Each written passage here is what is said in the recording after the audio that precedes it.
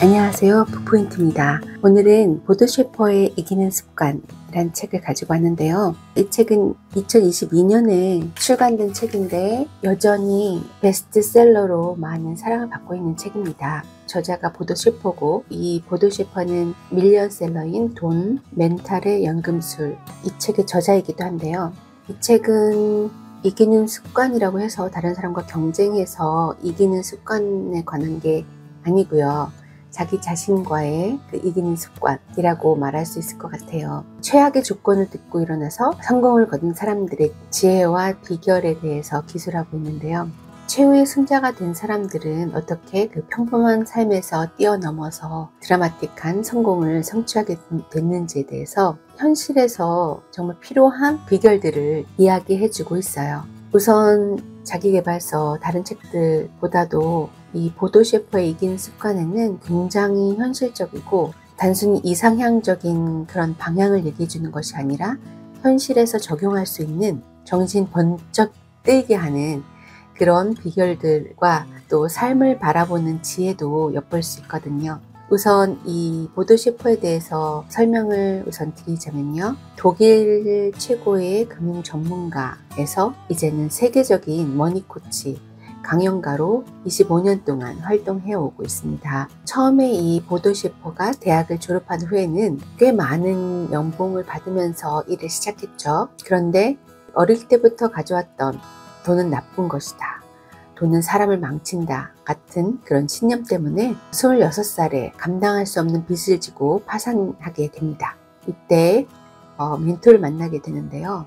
돈이 불어나는 원리를 깨우치고, 그리고 그 이후에 그 멘토의 부의 원칙을 배운 후에는 30세에 가진 돈의 이자만으로 평생을 영위할 수 있는 경제적 자유를 이루게 됩니다. 그는 경제적 자유를 이루는데 멈추지 않고 돈과 성공, 행복에 대해서 꾸준히 연구를 하는데요. 단순히 돈에 대한 연구를 떠나서 우리가 왜 행복을 바라는지, 거기에 돈은 어떤 역할을 하는지, 부를 쌓아서 부자가 되는 것을 뛰어넘어서 삶을 어떻게 바라봐야 이 돈으로 경제적 자유를 얻고, 그리고 또 인생의 경영도 어떻게 해 나가야 할지에 대한 그런 연구를 계속 해온 결과 스테디셀러인 부의 레버리지라는 책 아시죠? 그 책을 집필하게 되었고요. 그리고 또 보도 셰퍼의 돈, 또 멘탈의 연금술, 12살의 부자가 된 키라, 이런 저서들을 집필하게 됩니다. 그래서 이기는 습관에서는요, 멘탈을 붙잡는 것부터 시작하는데요. 우리가 생각은 많은데 실행하지 못하는 것, 또 왜 멘탈이 흔들리지 않아야 하는지, 그리고 우리가 생각한 것들을 실행할 수 있는 실행력, 그리고 그 실행을 통해서 압도적인 성과를 이뤄낼 수 있는 방법, 삶의 습관 30가지에 대해서 비밀을 알려주고 있습니다. 우리가 볼 때 저 사람은 운이 좋았겠지, 또는 저 사람에겐 특별한 어떤 기회가 주어졌을 거야, 이렇게 생각하는 불가능한 일을 현실로 이루는 사람들, 이 사람들의 비밀을 알려주고 있는데요. 이 책의 구성은 30가지 습관으로 이렇게 구분되어 있어요. 우선 프롤로그부터도 심상치가 않습니다. 저자는 성공과 행복에 이르는 공식에 대해서 젊었을 때부터 많은 고민을 해왔고 그런 연구를 해왔다, 이렇게 말하면서 성공과 행복을 보장하는 공식은 존재하지 않는다, 이게 답이고요. 그 이유는 삶은 매 순간 변화하기 때문입니다. 인생은 누구든지 다 매 순간 끊임없이 힘겨운 상황들을 겪으면서 살고 있다.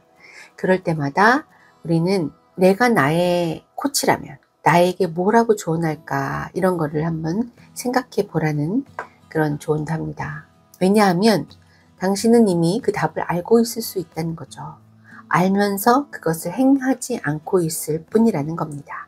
이 책에는 자주 위너라는 단어를 쓰는데요. 특정 인물을 뜻하기보다는 삶에서 최악의 조건을 딛고 일어선 자, 평범한 삶에서 뛰어넘어서 성취하고자 했던 것을 성취하는 자, 이 모든 이런 사람들을 위너라고 보고 있는 거죠. 책에서는 위너의 삶을 따르라고 하는 게 아니라 스스로 위너가 되라, 이렇게 말하고 있습니다. 자, 첫 번째 습관부터 볼게요. 첫 번째 습관에 처음으로 결정을 내려라부터 시작해요. 결정을 내려라는 뭘까요? 우리는 누구나 변화를 바란다 이렇게 생각하고 있지만 전혀 사실이 아니라는 것입니다. 사람은 변화를 두려워한다는 거예요. 작심삼일이라는 말은 사람이 변화를 원치 않는 존재일 수 있다는 그런 말이라는 거죠. 왜냐하면 결심을 하고 작심삼일 한 후에 우리는 다시 예전의 삶으로 돌아가기 때문이라는 것입니다. 우리는 왜 변화에 실패할까요? 결정 내리는 게 힘들기 때문입니다. 더 자세히 말하면 자기가 내리는 결정을 신뢰하지 못하기 때문이라는 거예요. 변화를 원할 때 자기 자신한테 냉정하게 물어보라는 겁니다. 나는 지금 이 상태로 머물고 싶은가? 아니면 정말로 성장과 변화를 원하는가? 대부분 냉정하게 생각해 보면 변화를 원하지 않을 수도 있습니다. 변화를 원한다면 실행에 옮겨야 될 것들이 있잖아요. 근데 실행에 옮기는 것도 힘든데 실행에 옮겼는데 결과가 잘못될까봐 망설이고 있다가 그냥 끝나버린다는 거죠. 결정이라는 단어는 독일어로 했을 때, 이분이 독일 분이시니까 독일어를 했을 때 무언가를 떠난다는 이별을 뜻하는 그런 단어의 표현이 내포되어 있다고 해요. 뭔가를 결정을 내린다는 건 선택을 한다는 건데, 선택이라는 것은 이것을 선택할 때 다른 하나를 내려놓아야 한다는 의미이기 때문입니다. 즉, 삶에서 가장 중요한 결정은 둘 중 하나를 선택하고 하나는 떠나는 그런 결단의 형태를 말하는 것인데, 우리가 과거에 붙들려 있을지 새로운 미래로 나아갈지 이러한 중요한 결정에 있어서 중요한 것은 어떤 전략이라든지 통찰 이런 게 필요한 게 아니라 떠날 수 있는 용기라고 말합니다. 그래서 신속하게 결정할 수 있는 결정 근육을 키워나가라고 말합니다. 당신이 오늘 내리는 결정과 오늘 실행에 옮긴 일, 그리고 오늘 포기한 일들이 몇 년 후에 당신을 만들어냅니다. 몇 년 후에 찾아올 당신이 어떤 모습일지, 어떤 일을 하고, 어떤 친구들과 함께 지내고, 어떤 수준의 삶을 살지, 충만한 삶을 사는 유쾌한 사람이 될지, 이 모든 답은 여러분의 선택의 결정에 달려있다고 말합니다. 그리고 보도셰퍼는 또 이런 말을 해요. 뚜껑을 열었을 때 그 결과가 항상 좋은 것이기를 기대하지 마라. 그런 기대가 결정을 미루게 만들고 새로운 결정을 두려워하게 만들고 뚜껑을 열 때 어떤 결과가 나올지 몰라서 가슴 두근거리는 삶을 사는 것이 더 좋다고 말합니다. 자신의 가치를 분명하게 아는 사람은 쉽게 결정을 내리고 도전하고 깨지고 다시 일어서고 이렇게 했을 때 성공하는 삶으로 나아갈 수 있다는 것이죠. 이 책에서는 습관 다음에 실천 연습이라는 코너를 마련했어요. 그래서 현실에서 우리가 실천해 볼 수 있는 그런 조언들을 하고 있습니다. 첫 번째 실천 연습을 볼까요? 오늘부터 중요하지 않은 사소한 결정에는 30초 이상 쓰지 않는다. 그리고 결정을 내릴 때마다 지금 내리는 결정이 앞으로 나와 내 사람들을 행복하게 해줄까? 이런 질문을 한번 던져보라고 하고요. 그리고 5년 후에 어떤 삶이 되고 싶은지, 5년 후에 무슨 일을 하고 싶은지, 5년 후에 무엇을 소유하고 싶은지에 대한 5년 후 노트를 적어보라고 말합니다. 이것에 대한 답을 적을 때에 우리는 이 질문에 대한 답을 방해하는 그런 평소 습관이 있다면, 행동이 있다면 그것도 적어 놓으라고 해요. 그래서 그런 행동들과 이별할 수 있는 노력을 실천해야 한다고 말합니다.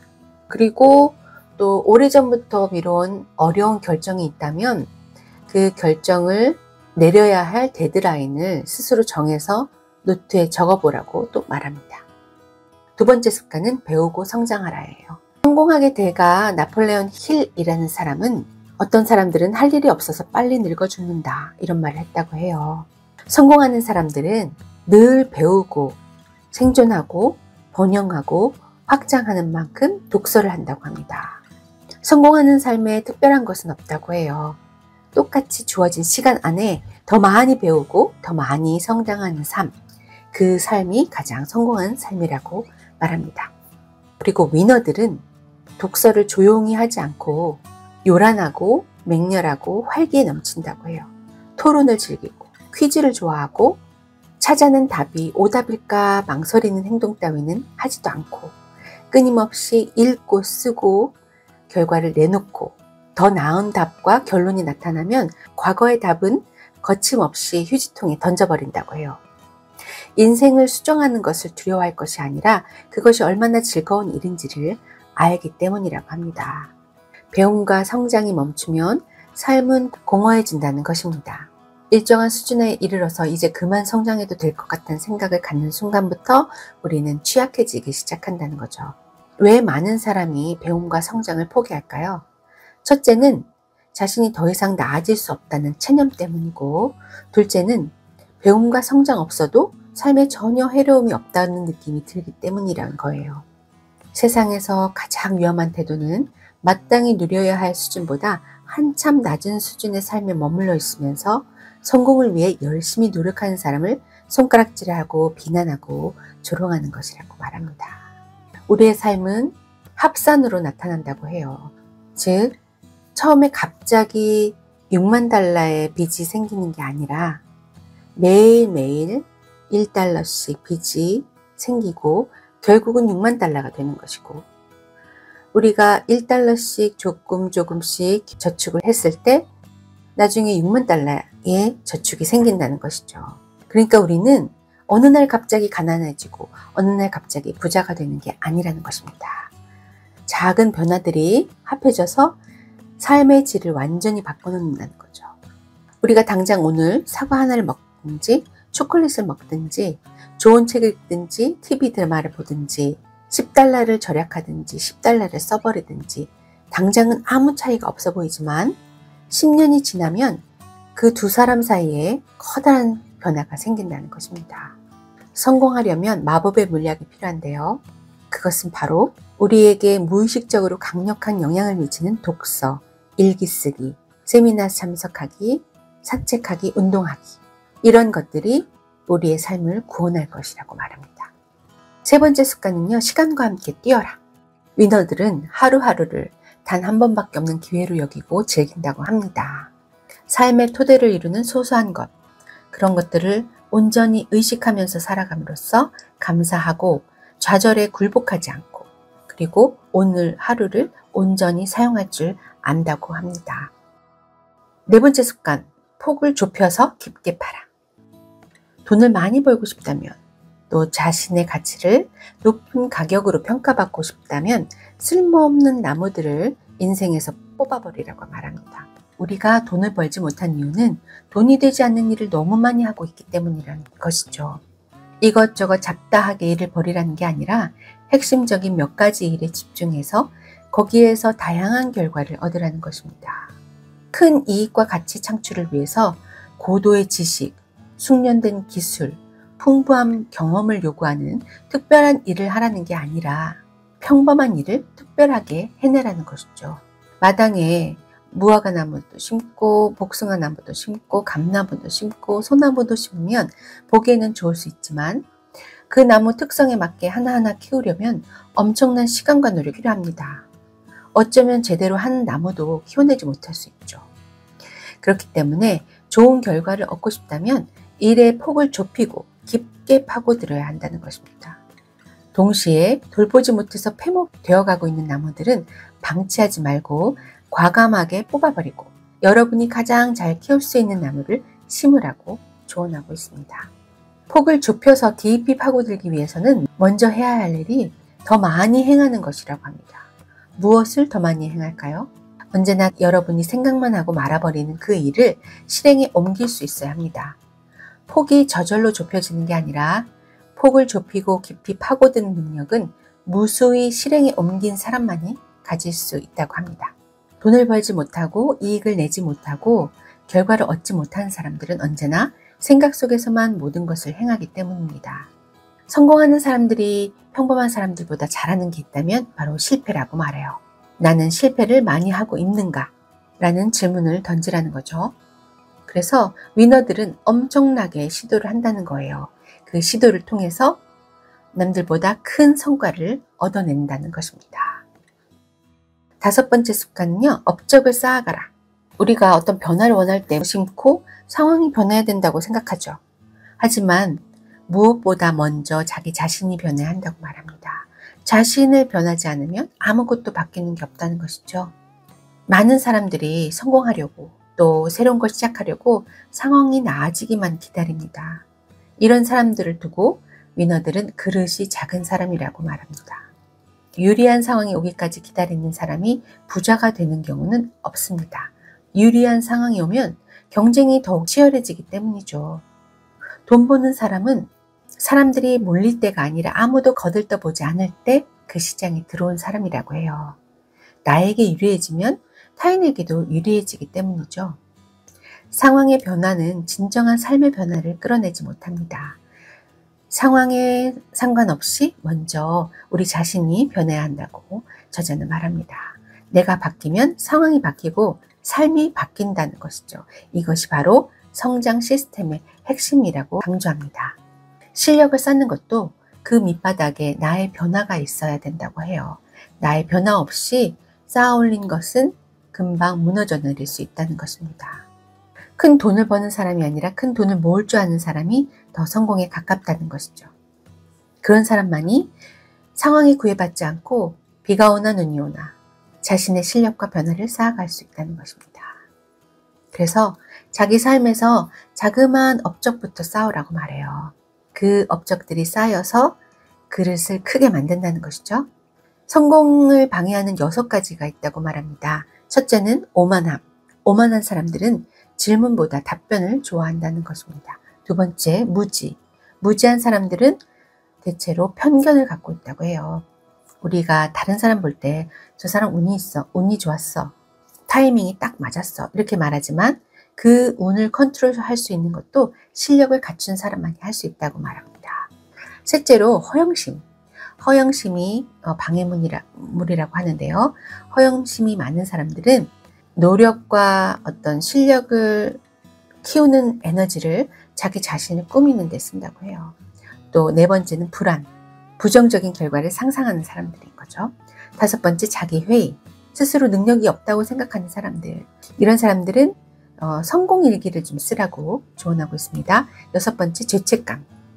많은 사람들이 원하는 삶을 살지 못하는 이유 중 하나가 그 죄책감을 꼽고 있는데요.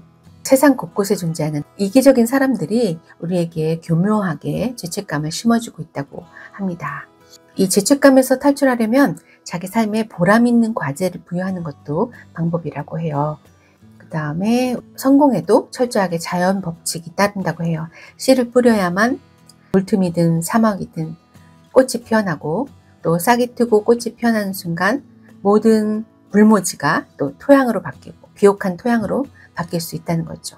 이것이 바로 변화의 핵심이고 그 유리한 상황이나 더 나은 조건을 기다린다는 핑계로 씨를 뿌리지 않는 사람은 아주 작은 꽃도 얻을 수 없다고 말합니다. 그리고 또 저자는 리차드 바크의 갈매기 꿈에서 이런 구절을 언급하고 있어요. 사람은 누구나 삶을 시작할 때 대리석 한 덩이와 연장 하나를 선물 받는다. 우리는 평생 동안 대리석을 손도 대지 않은 상태로 가지고 다닐 수도 있고 연장을 사용해서 멋진 조각품으로 다듬어낼 수도 있다.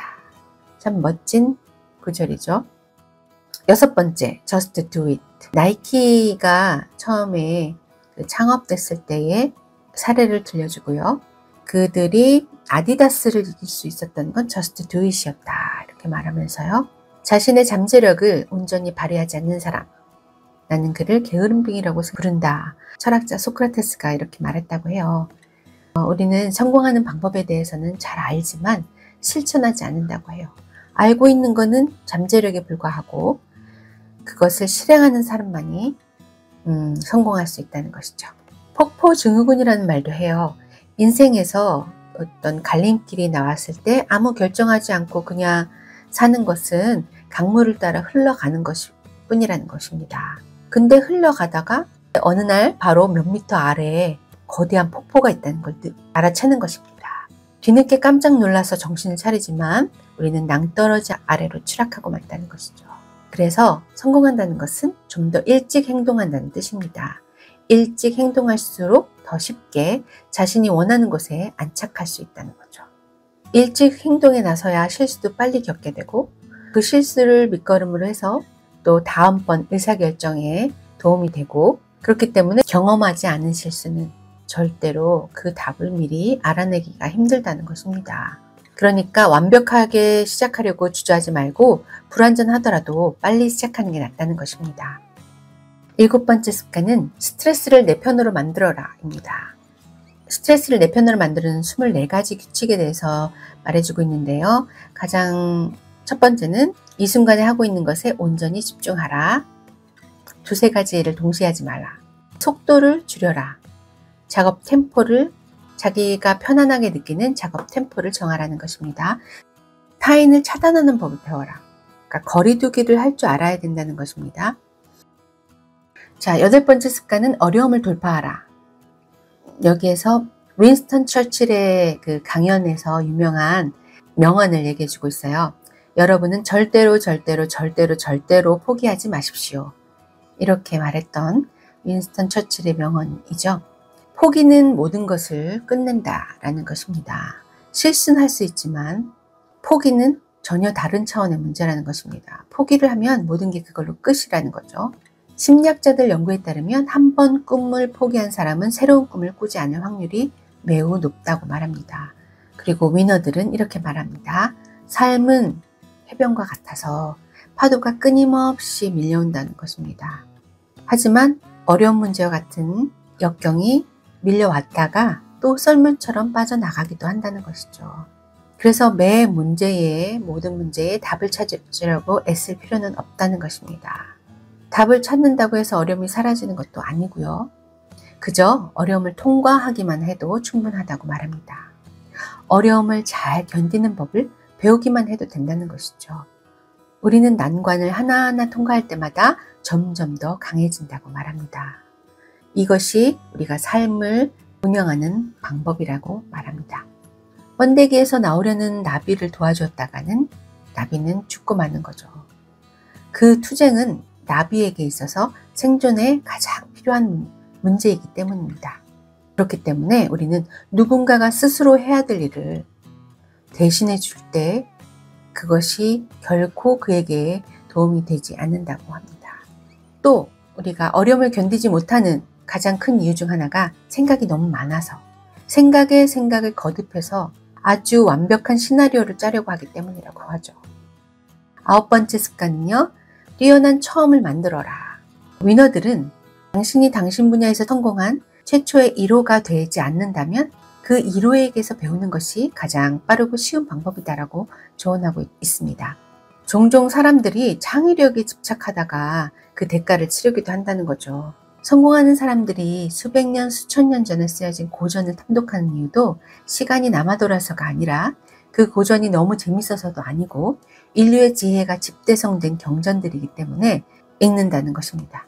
또 위너들은 전문가를 고용하는 데 돈을 아끼지 마라. 타인의 경험을 돈을 주고 사는데 인색해서는 안 된다. 가난한 사람들은 돈을 절약하기 위해서 시간을 지불하고 부자는 돈을 지불해서 시간을 사는 사람들이다. 전문가를 고용할수록 당신의 처음과 기본기는 탄탄해지고 누구보다 빠른 시간 내에 골을 넣게 된다라고 조언합니다. 또 10번째 습관에서는요. 태도가 팔할이다 이런 말을 하고 있습니다. 어떤 일을 하든 간에 좋은 속도를 만들어 놓으면 좋은 탄력이 붙는다고 해요. 좋은 속도로 일이 굴러가면서 그 일 안에 존재하는 모든 디테일이 강력해진다는 거죠. 위너들은 추진력이 뛰어난 사람이 될 것을 주문하고 있습니다. 어떻게 해야 추진력이 좋은 사람이 될까요? 무조건 돌파하고 보는 유형의 사람이 아니라 일이 되게끔 하는 사람이 되라는 겁니다. 일이 되게끔 하는 사람이란 자기가 하는 일에 좋은 가속을 붙여나가는 사람이란 뜻입니다. 신입사원의 예를 들면 그 신입사원이 성공하려면 동기들이 상사들을 늙은 꼰대 취급할 때 그 꼰대의 풍부한 경험과 노련함을 받아들여서 빠른 속도를 만들어내는 사람, 이런 사람들이 어느 시대를 막론하고 경쟁자들을 물리치는 사람이라고 합니다. 실력은 기본 엔진이고 태도는 그 엔진을 돌리는 힘이라는 것이죠. 좋은 태도가 좋은 속도를 만든다는 것입니다. 위너들은 이렇게 말해요. 언제나 눈에 띄는 자리에 있는 습관을 들여라. 그러면 언젠가는 반드시 발탁될 것이다. 구석진 자리 좋아하고 상사의 눈을 피하는 자리 선호하고 타인에게 마음을 열기보다 자신과의 대화를 즐기는 사람은 발탁될 기회를 스스로 포기하는 것과 같다고 말합니다. 성공의 8할은 태도라는 것이죠. 먼저 인사하고 말을 건넬 수 있는 용기. 내 존재가 어떻게 각인될지 머릿속에 그려보고 좋은 태도와 인상을 줄 수 있는 디테일을 실행에 옮기라고 말합니다. 또 사과할 줄 아는 용기를 키우고 질책이나 지적을 진심으로 받아들여서 감정을 통제할 수 있는 그런 스킬도 배워가라는 거죠.